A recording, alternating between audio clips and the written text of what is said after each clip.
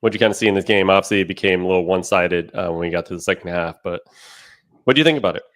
It did. I got to start first by giving props to OKC. I know we're going to break things down. We're going to talk about how Denver wasn't healthy and tired and all the things that we're going to talk about in terms of like why Denver lost. But OKC was the best team all year, first place, best record in the league.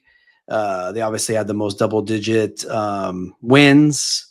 And in a playoff where there's been so many upsets, the one thing that holds true and holds to form has been Oklahoma City. And so they are obviously the 1 seed and they're still alive. So I just had to say that first because they're the ones that are still alive out of the teams that we thought would still be dancing, so to speak. So I wanted to say that first.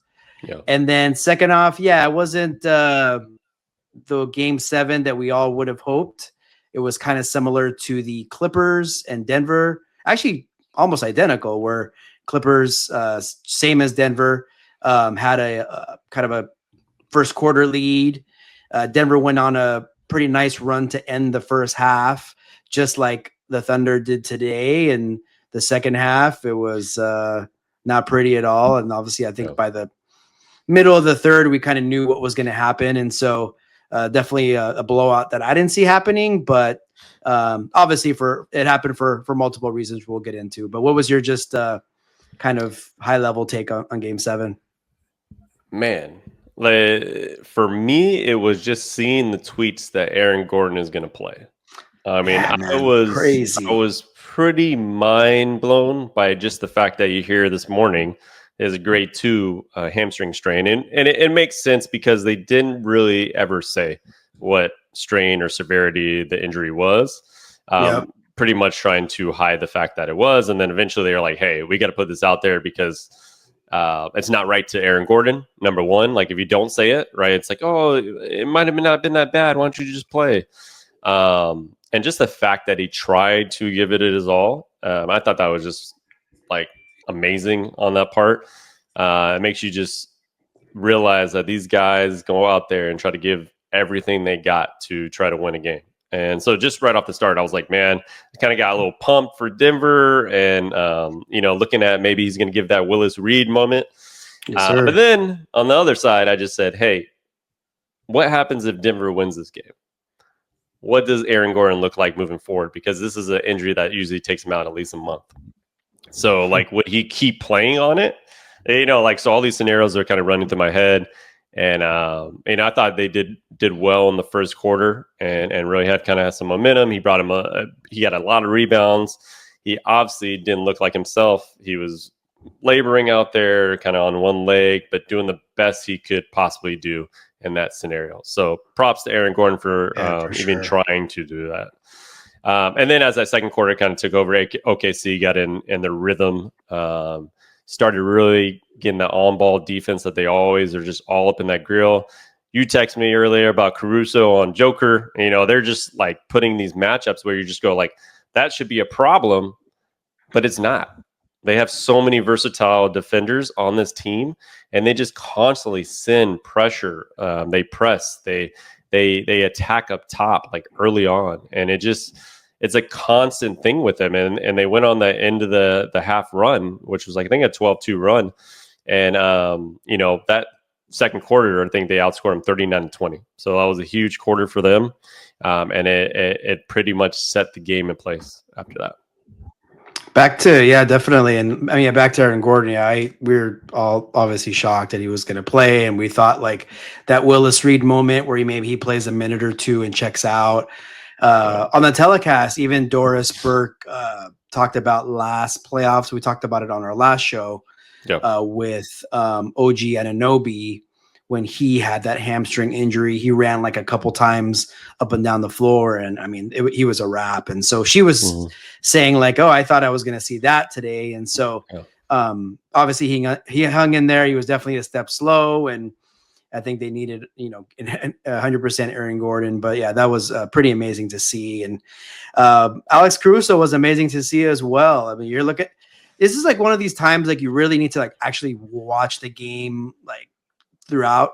If you're just going to look at a box score, yeah, it's not going to really show his impact in particular tonight. He was just all over the place. I mean, when they brought him in is when they really started to seize control. Yes, there was plenty of times that he was actually on Jokic, and you can tell they were a little thrown off by that. And hey, kudos to OKC throwing another wrinkle when, we talked about how by game 4 or 5, definitely 6, there isn't many adjustments. It is what it is at that point. And so I like that. It was a little bit different. It definitely threw, Denver in for a loop, and they really couldn't recover. And that's really what ended up propelling OKC. Obviously, SGA was phenomenal. I know you talked about getting a second guy to a Robin to his Batman, and Jalen Williams definitely stepped up today. He had a much better outing. So just overall, it was a tough night for Denver, and obviously a glorious night for the Thunder. Yes, for sure. Before I make my next point, as always, everybody, please comment on our YouTube or Twitter if you're watching it, either platform that you're watching the live. We'll try to get some of the comments throughout the show and kind of towards the end of the show. If you guys have anything to say about Game 7 or what you think about the playoffs kind of moving forward in the Eastern and Western Conference. So we always like to interact, so please let us know what you are thinking. But to piggyback a little bit on Alex Caruso, I mean, you know how I feel about kind of analytics and things like that. And you look at the box score, you don't really see it all. If you want to look at something, his plus minus was a plus 40 in this game. I see that.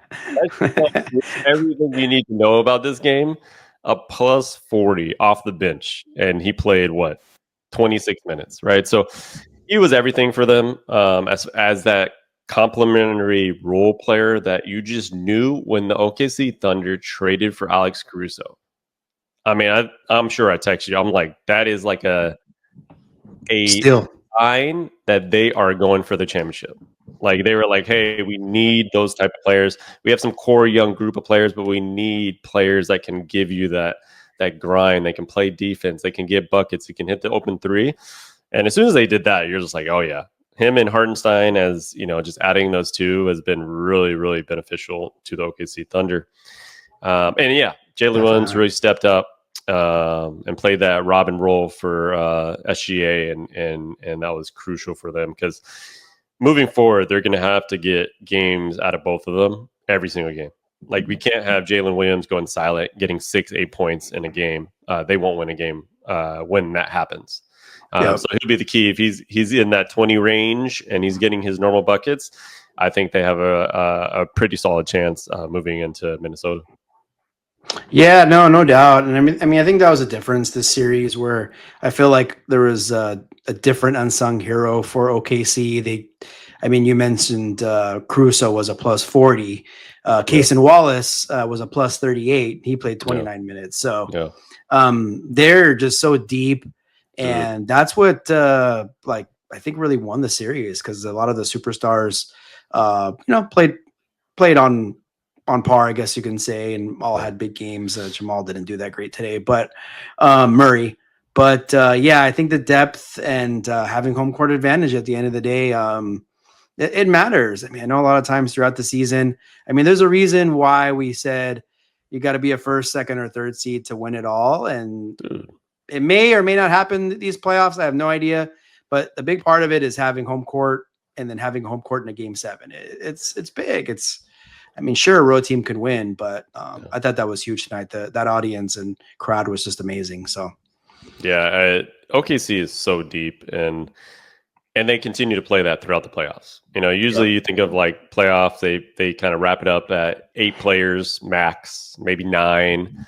OKC just goes 11. They can go to anybody on that bench that is, and Shea will always say that in his interviews. He's like, yeah, like how did this person do? And he's like, we have these 12 guys, these 12 to 15 guys that can come in there, and when their name is called, they can make a difference in a game. And you see it constantly every night.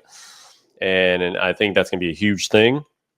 And a little bit back where you're talking about the top 3 seeds, right? We have 2 left, right? We got OKC as the number 1, and then we have New York as the number 3. And so 2 out of 4 chance that it will be the same type of pattern, right? We've only had 2 teams ever in the NBA win a championship that is higher than the 1, 2, 3 seed.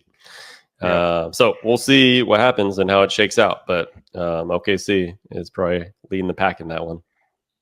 Yeah, I mean, they're definitely got to be favorites with the Final Four. I wouldn't be surprised really if like any team won it. I mean, I guess Indiana would be a slight surprise if they won it all. But yeah, it's one of those years that it would really not totally shock me if either 4 of those teams won. You know? Yeah, it is. Finally, I would say this Final Four is the most open I've ever seen. Yeah. Man, I don't know if in my lifetime, but I don't remember a time where you have these 4 teams. Yeah, I mean, like last year you had obviously Boston there, so you're like, oh, expect that a little bit. Mm-hmm. But like, I can't remember a Final Four where you're just like, yeah, I don't know who's gonna win, and I would have never have guessed these 4 teams to kind of be where they are. I mean, OKC obviously as the number 1 seed, but just in general, the concept of having these 4 teams there is pretty wild. Yeah, I mean, because you have a 6 seed in Minnesota, which I don't really count them as a 6 seed right now, and then you have a 4 seed in Indiana, and they've showed they can really beat anybody. So, it's gonna be an interesting conference finals, that's for sure. For sure. All right.